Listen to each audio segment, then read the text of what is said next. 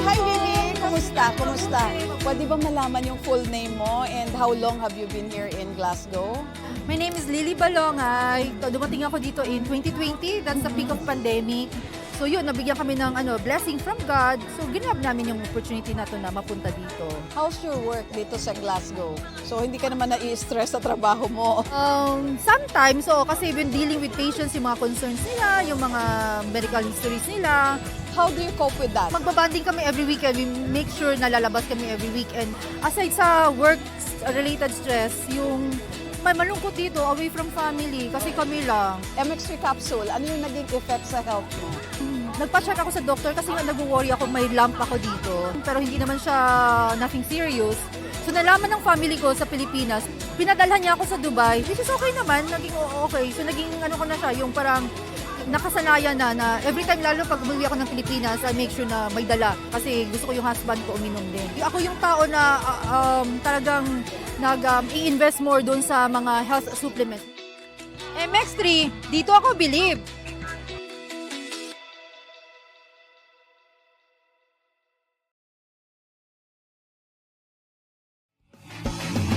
Pangga, energy kaibigan mo. Pangga, energy ang numero uno. Kaya't tumango na at isigaw mo. Same, pero iba. Pag mo sabihin radyo, sabihin mo energy.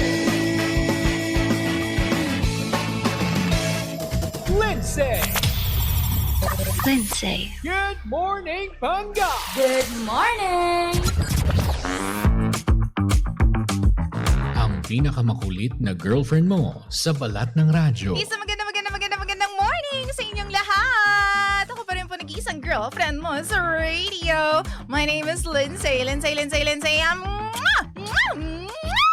Makulit pero may puso, handang makinig sa mga kwento mo. Alam mo, feeling ko kailangan mo na siyang iwan kasi it doesn't make sense. Ang kwento sa lihim ng liham.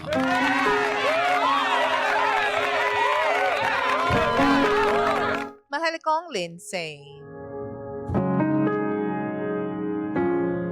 DJ Lindsay, kahit pala pakasalan ka ng lalaki, pag-iiwan ka, wala ka ring magagawa. Hi po sa inyong lahat. Ako nga po pala si Nalyn. May 2 anak. Kasal sa lalaking pinakamamahal ko. 15 years na po kaming nagsasama. Pero 5 taon na po akong nagsasuffer dahil sa panloloko ng asawa ko. Laging nagmamakaawa na wag niya kaming iwan. Pero palagi niya pa rin ginagawa. Bago kami magpakasal, may mga history na siya ng pambababae. Pero buong puso ko siyang pinatawad. Nagbago naman siya. Kaya naman, nagdesisyon na magpakasal kaming 2. Akala ko nung una magiging okay ang lahat. Akala ko nung una magiging happy family ang binuo naming pamilya. Nakita ko po talaga ang pagbabago niya.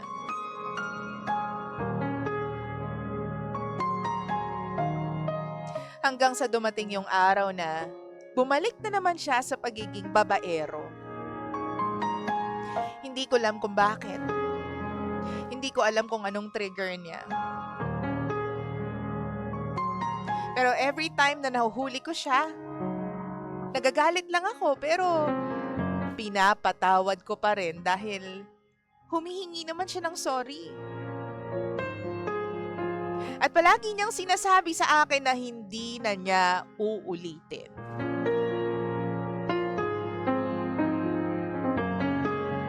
Pero yung mga sumunod na taon, hindi na siya humihingi ng sorry. Ako na lang yung nagmamakaawa sa kanya. Nagmamakaawa na sana Huwag ka nang mambabae. Lumuluhod ako. Umiiyak ako sa kanya. Bukod sa huwag ka nang mambabae, sana huwag mo naman kaming iwan. Huwag mo naman kaming pabayaan.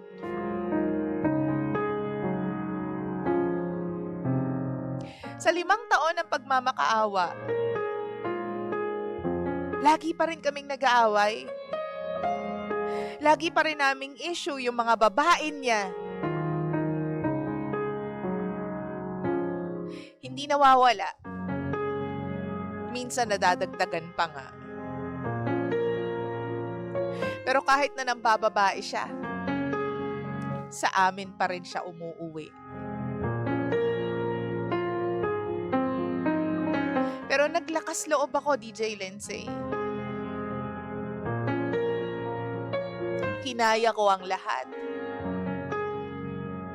Last month, tuluyan na nga akong iniwan ng asawa ko. Ito yung pinakamasakit na nangyari sa buhay ng mga anak ko at sa buhay ko. Nakakalungkot man pero hindi na buo ang pamilya namin. Pangarap ko pa naman yun. Yung magkaroon ng buong pamilya. Kasi galing na ako sa broken family eh. Hindi ko naman nakalain na mararanasan ko ulit ito. Hindi ko rin alam kung paano ako babangon. Kasi hanggang ngayon, nagmamakaawa pa rin ako sa kanya. Akala ko malakas na yung loob ko. Kasi akala ko kaya ko na.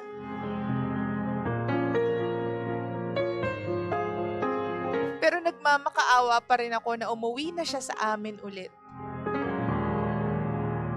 Para sa mga anak namin. Para sa pamilya namin.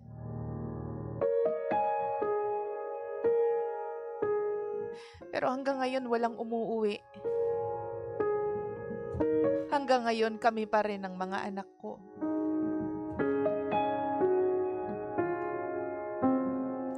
DJ Lindsay, hindi ko na po alam kung anong dapat kong gawin. Tulungan niyo naman po ako.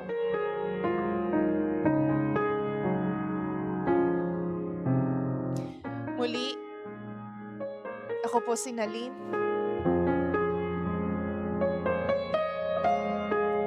At ito ang lihim ng aking liham.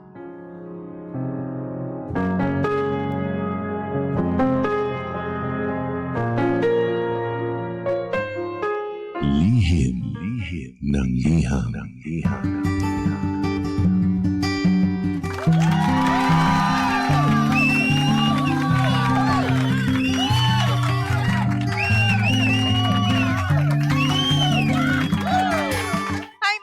Oras natin sa Bungkoplongan. Check your time, 13 Cambots! Wow! Nakaraan po ang alas 9 ng nagmamagandang umaga. It's 9:13 on the clock. Ikaw pa rin po ay nakikinig sa istasyong same, pero... Iba! Hanggang we are number 1. 06.7 Energy FM. Pangga, huwag mo sabihin radyo. Sabihin mo... Energy! Sinalin! At yung kanyang story, ang nagpapatunay na hindi porket kayo po ay kasal na, sa'yo na siya forever and ever. Marami namang stories na ganyan, pero talagang napakasakit pa rin kapag naririnig po natin na may mga anak na naiiwan. May marriage na nasisira dahil sa pambababae ng lalaki at nangyayari yan kasi walang kontrol o walang disiplina yung lalaki. O baka naman talagang hindi committed yung lalaki sa kung anong pinasok niya. Wow! Magandang umaga po sa inyong lahat. Dito po ang Lihim ng Liham. Mahal ko pang ako, baby ko. We are live on the air and online. Sa lahat po ng mga nandyan po sa kanilang mga bahay, sa mga opisina, nasa biyahe. Magandang umaga po sa inyong lahat. Sana po nakarelate yung iba dyan. Pero hindi natin hinihiling na sana nandyan ka rin sa pwesto ni Nalin ngayon dahil napakahirap po niyan, mahal ko pang kakabibi ko. Share us your thoughts. Ano bang kailangan gawin ni Nalin dahil sa kailangan niya po talaga ng alam mo yun, masasandalan sa mga oras na ito. Kailangan niya po ng words of wisdom and kailangan niya tayo, mahal ko. I-message niyo po ako. We are live on Facebook as well. Facebook.com/EnergyFM1067. Hello po sa lahat po ng mga nanonood po sa atin. May mga bagong pasok dyan ha. Maraming salamat po. Ano bang gagawin ni Nalin? Si Nalin na pinakasalan, 15 years na sila pero 5 years na siyang nagsasuffer dahil sa panloloko sa kanya ng kanyang asawa. No, meron silang mga anak at lagi siya nagmamakaawa sa kanyang asawa na balikan siya nito at mabuo ulit yung kanilang pamilya. But hindi talaga committed yung lalaki. So, hindi, kahit anong gawin niyang pagmamakaawa, hindi talaga umuuwi yung lalaki.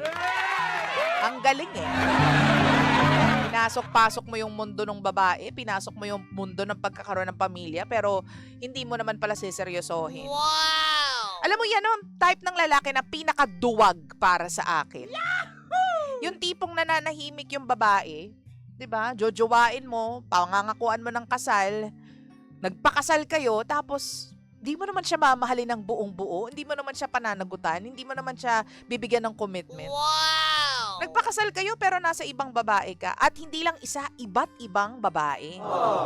Ibang klase ka naman talaga. Ang sarap mong tampalin sa mukha talaga. Nakakayamot ka. Share us your thoughts. Sabi po dito ni Ayashandi Serrano, let go mo na yan. Hindi na niya nakikita ang worth mo hanggat tinahabol mo. Focus ka na lang sa anak mo. Walang medalya ang mga martir at tanga. Ikaw talaga, oh. Sabi naman ni Arch, bagamat tanga ang asawa mo sa paulit-ulit na panloloko sa'yo, mas tanga ka, girl. Dahil hinahayaan mong mangyari yun to the point na lumalakas ang loob niya na iwanan kang tuluyan. You enabled him to be who he is now. Ano daw, yun ang hirap huminga.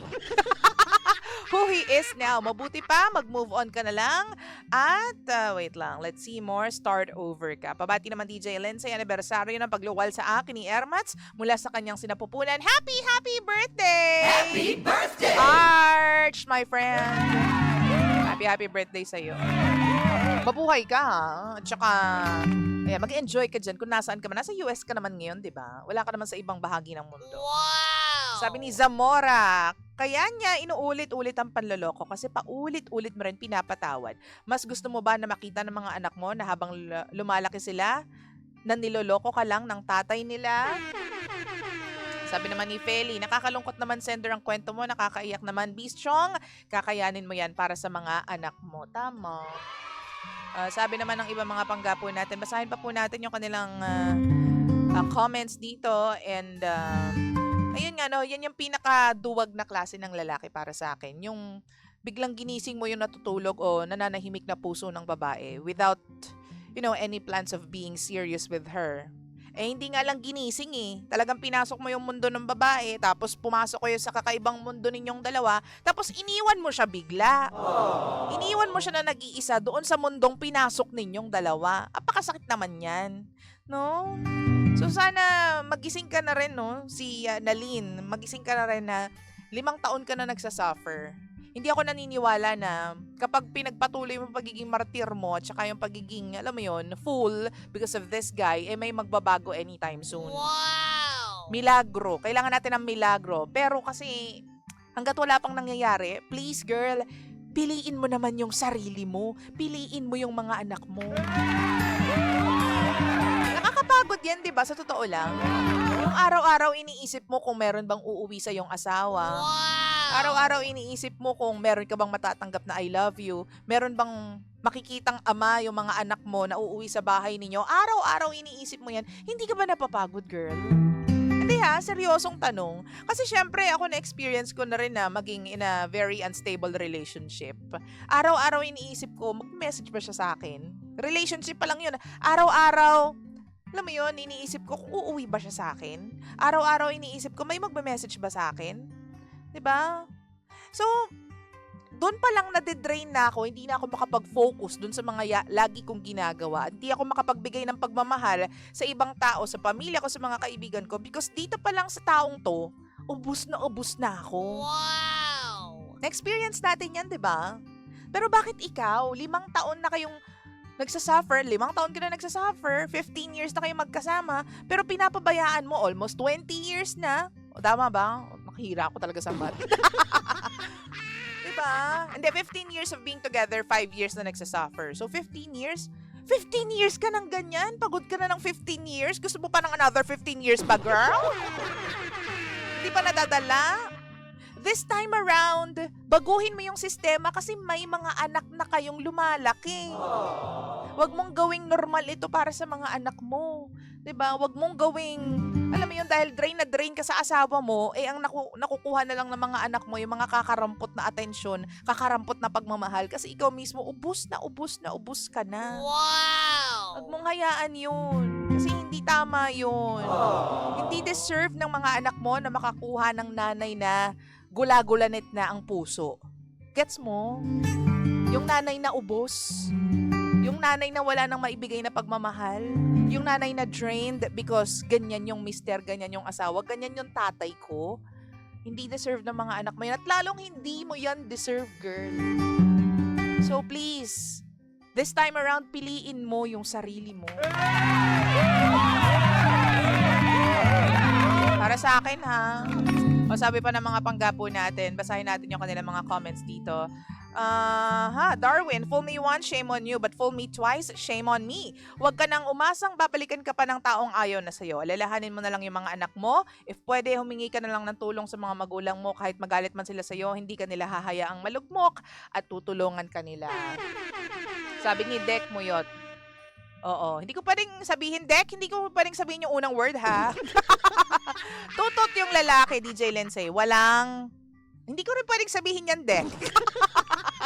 Nakakaloka ka naman. Pero tama yan, no? Diba? Ginising mo yung natutulog na puso ng babae. Nagdamay ka pa, nagkaroon pa kayo ng anak. Wow! Hindi mo naman pala paninindigan. Ang sakit niyan. Ang hirap kasi, alam niyo yun guys, napakahirap po maging nanay. Napakahirap may raise ng isang bata, more so 2. Tapos, kailangan mo pang, alam mo yun, araw-araw harapin tong stress na to dahil may asawa kang pasaway. Kumbaga, pagod ka na nga sa araw-araw na buhay because isa kang nanay, meron kang inaalagaan na 2 bata, kailangan mo silang buhayin ng maayos, 'di ba? Tapos, nakikipaglaban ka rin, yung puso mo nakikipaglaban din araw-araw dito sa mister mo, doon sa stress, nilalabanan mo yung stress araw-araw na dala ng mister mo, na dapat nga, yung relasyon ninyong dalawa bilang mag-asawa, hindi yan yung rason para ma-drain ka eh. Dapat nga, medyo magaan ang buhay kasi meron kang asawa. Diba? Dapat half of the load of, yung stress na kinakaharap ng isang nanay, nawawala dahil meron kang mister, meron kang kaagapay, meron kang kapartner. Kaso hindi, isa pa siyang pasimuno, isa pa tong pasimuno ng stress sa buhay mo. So kung para sa anak mo, para sa sarili mo, talagang bitawan mo na. Nalulungkot ako bilang isang babae kasi alam ko, ngayon kasi nanay na ako, pero ikaw mas malala yung dinadala mo eh. 'Di ba? So, nalulungkot ako para sa'yo kasi hindi mo deserve yung ganyan. Yung tipong ang dami-dami mong pagmamahal para dito sa mister mo, pero binabaliwala lang ng animal na yun. Diba?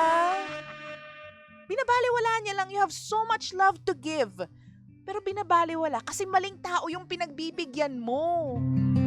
Kahit anong pagmamahal yung ipakita mo, kahit anong pagmamahal yung gawin mo, kahit anong effort yung gawin mo, pagdarasal kay Lord, kung mali naman yung tao na pinagbibigyan mo ng efforts na ito, wala ding makaka-appreciate. Hindi niya ma-appreciate kasi nga maling tao siya. 'Di ba? Sabi dito, pakatatag ka po, sender para sa mga anak mo. Time will come, siya po yung maghahabol sa inyong pamilya niya. Watching from California, USA. Hindi ko naman mabasa yung pangalan mo, friendship, kasi Japanese character yung pangalan. Sabi ni Josa, haha, attentive talaga Ate Lindsay. Alam na alam ang di pwedeng basahin. Ay, of course. Baka mawalan tayo ng lisensya sa KBP. Cannot be. Sabi dito, good morning po sabi ni Malanum Stanley. Good morning po DJ Lindsay. Watching from South Korea. Suggest ko, iwanan mo na lang yung madumi na yan. Magkaka-HIV ka pa dyan. Or else, putulin mo na yon. Huy, hindi tayo mamumutol. O, isa pa yan. Mamaya magkasakit ka dahil dyan sa lalaki na yan. Diba? Mahirap kasi talaga magmahal. Hindi naman natin masasabi kung hindi ka makakapag-point ng tao na ito, gusto ko tong mahalin forever and ever kahit anong mangyari. Unconditional love for him or her. Kasi puso natin yung gumagana 'di ba? Ikaw lang talaga ang makakapagsabi kung enough is enough. Kung grabe na yung binibigay mong pagmamahal, kung kokonti ba, kung napakarami ba, kung umaapaw ba yung pagmamahal na binibigay mo. Ikaw lang makakapagsabi nun Kahit pa sabihin ng mga tao sa paligid mo na, huy, patanga-tanga ka na, tama na. Ang tagal mo nang minamahal yan, Araw-araw ka naman niloloko, may ibang mga babae naman. 'Di ba? Kahit pa sabihin niyang mga salitang yan ng ibang tao, kung ikaw hindi ka satisfied or hindi ka convinced, mahal ko, na patanga-tanga ka na, hindi mo pa rin ititigil, 'di ba? Kasi nga in love ka. 'Yun ang masaklap sa lahat. Wow! Pero ako naniniwala ako na one day merong transition period ito. Siguro, wag naman sana matagal pa, pero sana tulungan mo yung sarili mo. Tulungan mo yung sarili mo na imulat yung mata mo na tama na dapat. Tigil mo na yan. Tigil mo na. Ako para na lang sa mga anak mo. Kung ayaw mo para sa sarili mo dahil masokista ka, dahil gusto mo nasasaktan ka ng lalaking yan, isipin mo na lang yung mga anak mo. 'Di ba? Isipin mo yung kapakanan ng mga anak mo. Hindi nila deserve na inuuwian lang sila ng tatay nila just because para sa kanila lang, para sa bahay na ito. Masarap yung tumira ka sa isang pamilya or magkaroon ka ng isang pamilya na totoo, genuine yung pagmamahalan. 'Di ba kasi kayo yung unang model ng mga anak ninyo ng true love, yung mga magulang. 'Di ba? Kaya kung anong nakikita nila sa inyo, ganun din yung nami-mirror dito sa mga bata. Kayo yung unang model of true relationship, real relationship, true love. Sana. Kung ganyan na lang, sila din yung magsasuffer. Kung pauuwiin mo lang siya dahil uwiin mo naman yung mga anak mo para makita nila na meron silang tatay. Hamon nang hindi siya umuwi kaysa naman sa kakarampot lang yun at itira sa mga anak mo. Kakarampot na attention lang yung binibigay sa mga anak mo, napipilitan pa umuwi dahil, dahil sa mga anak mo umuwi ka, wag ganun. Mas maganda yung kusang loob umuwi kasi gustong umuwi, gustong makita yung mga anak, gustong makita yung pamilya. Kung ayaw at labag sa loob, wag pilitin. Diba? Good morning kay Girly Acevedo. Good morning, DJ Lindsay. Good morning po sa inyo. Mahal ko, 9:27 on the clock, giving you something from Michael Pangilinan. This one is called Hanggang Kailan. Once again, piliin mo yung sarili mo, girl. Ilang taon ka nang hindi pinipili ng lalaki na yan, hanggang kailan ka magiging ganyan? Hanggang kailan ka masasaktan?